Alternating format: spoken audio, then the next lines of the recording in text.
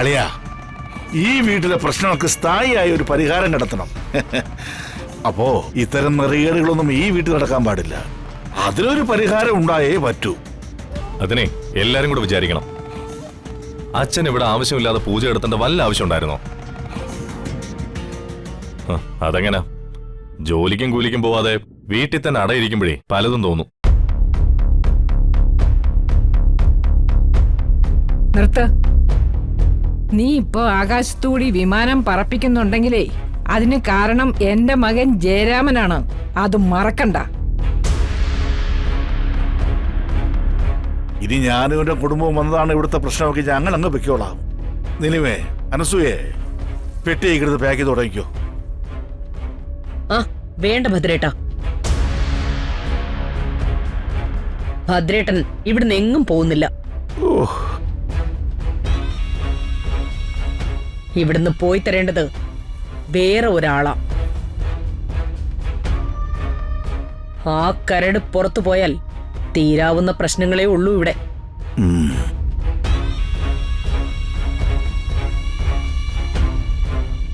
ഞാനിവിടെ വെച്ച് ചില തീരുമാനങ്ങൾ പറയുന്നു.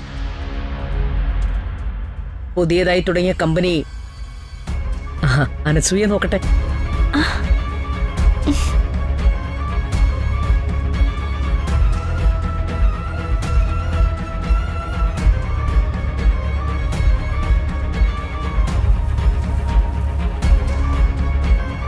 ഞാൻ അവളെ അതിന്റെ ജനറൽ മാനേജറായി നിയമിക്കുന്നു.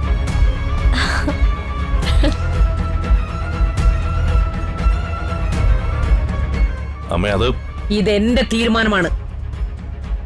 കമ്പനിയുടെ സിഇഒ ഇപ്പോഴും ഈ രമാദേവി തന്നെയാണ്.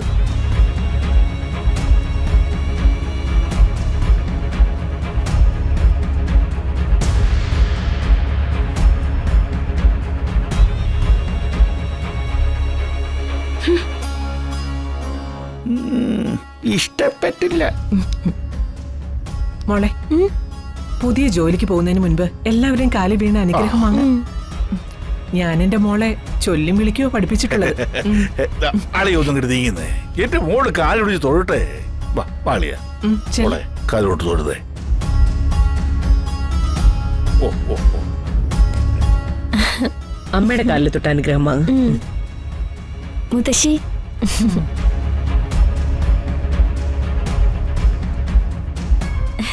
അമ്മായി നന്നായി വരും.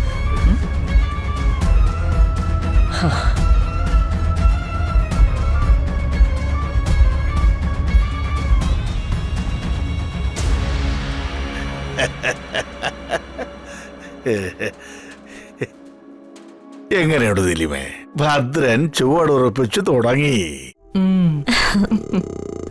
ഇനിയാണ് ഭദ്രന്റെ താണ്ഡവം. താണ്ഡവം ആടുമ്പോ ആ ഐശ്വര്യയെ ഈ വീട്ടിൽ നിന്ന് മൂടോടെ പിഴുതു മാറ്റി പകരം നമ്മുടെ മകൾ അനസൂയെ അർജുന്റെ ഭാര്യയാക്കിയിട്ട് ശിവതാണ്ഡവം കൂടി ആടണം. അവളെ, ആ ഐശ്വര്യയെ ഞാൻ വട്ട പൂജയാക്കും. Big zero.